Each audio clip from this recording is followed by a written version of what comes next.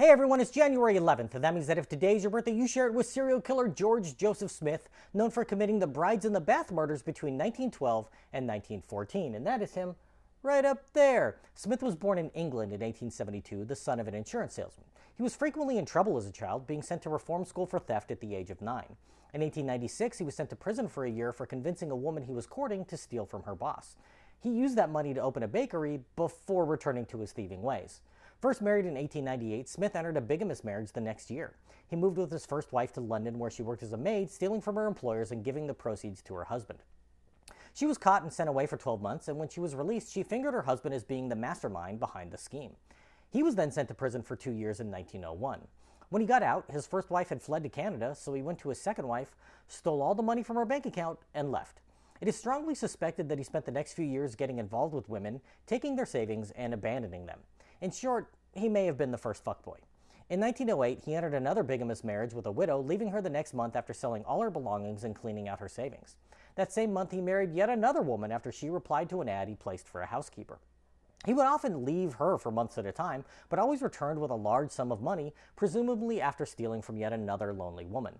Between 1908 and 1914, he had 7 bigamous marriages, and that was the least of his bad deeds, because in January of 1915, a former landlord of Smith realized that 2 of his wives had been found dead under similar circumstances.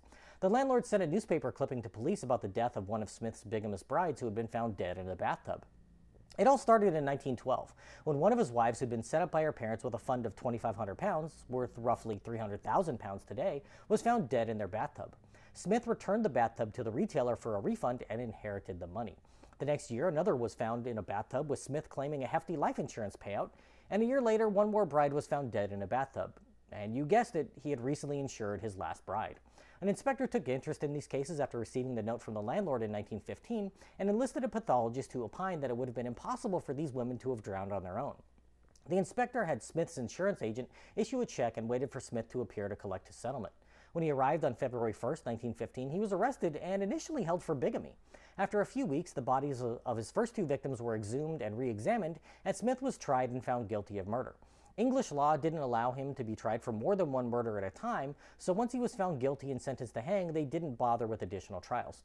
He was hanged in August of that year, with his crimes becoming known as the Brides in the Bath murders.